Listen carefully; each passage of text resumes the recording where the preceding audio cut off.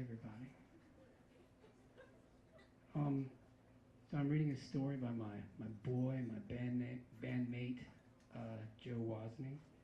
Kind of my guitar teacher too, but I got my own thing with guitar. Don't tell him that. Joe does have this sort of like marvelous sort of comedic sensibility, particularly in the way that he interprets, I guess, like, you know, the zeitgeist of millennials. How many millennials out there? Yeah, fuck you guys and your Tinder. Jesus, fuck, I'm just totally jealous, man. We had to do it the old-fashioned way, slogging it out in after-hours clubs. Jesus. How much crystal meth and rot-gut after-hours vodka did I drink to get laid? I don't even ask. But I'm going to begin by quoting a song that Joe and I just performed this weekend. It's a song he wrote, without his permission, by the way, as an epigraph to the story. And the song is called Tater Tot. And it goes like this. I want some tater tots, and I want to date your mom.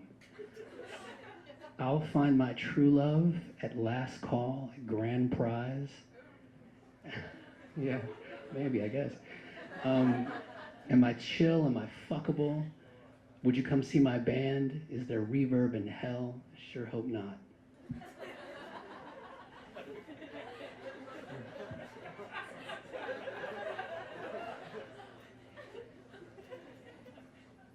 In Ariel's arms. I am in the hot tub with Ariel, and I am cradled in his arms, and he's telling me to relax. Ariel is my swimming coach, my personal trainer.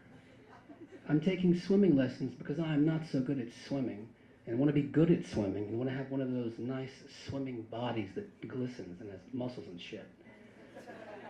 But today he is giving me an aquatherapy session, which means he is cradling me in his arms and moving me around in the water, alleviating the tensions that I've stored up over the last 28 years of my life.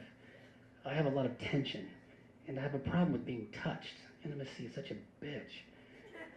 I told myself that one day I would in fact conquer intimacy, but since I've just now learned how to check my bank account without having a panic attack, but maybe today's my day.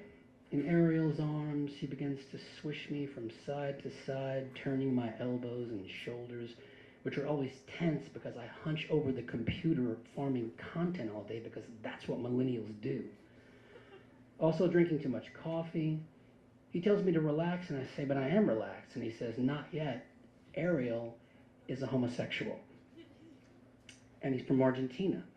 I can barely understand a word he says, and I often think I should hire a translator to translate his English into my English. So we communicate in gestures because all I can say to him is, what the fuck are you saying?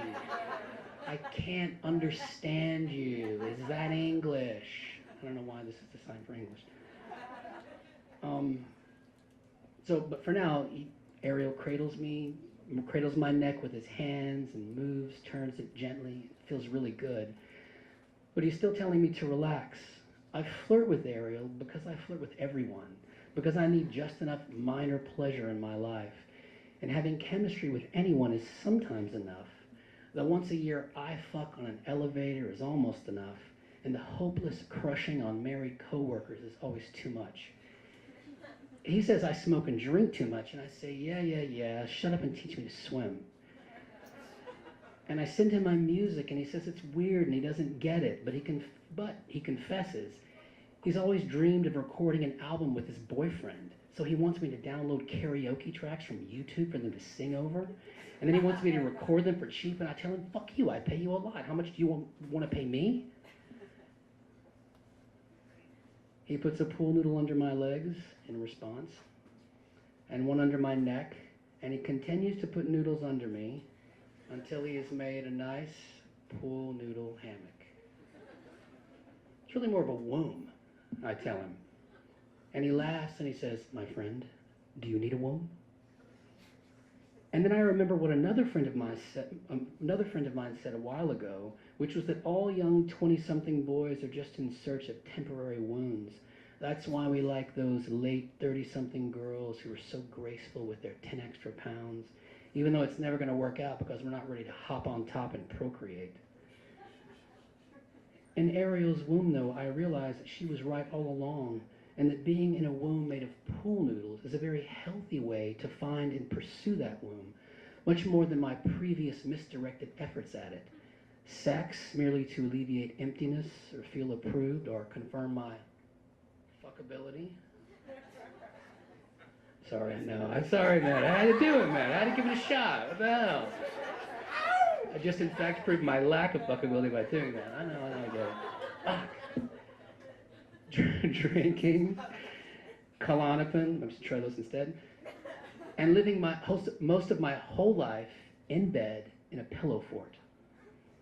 Ariel puts my hand in his, and it makes me very unrelaxed. But he keeps swishing me around the hot tub. And then we become quiet for a while. He stops telling me to relax. I close my eyes, just floating around, listening to the jets. I must be falling asleep because I feel like I'm waking up when he says, "See, now you are relaxed. Way to go, buddy." And we get out of the pool, and I go across the street to smoke a cigarette because it somehow makes it okay to smoke after going to the gym.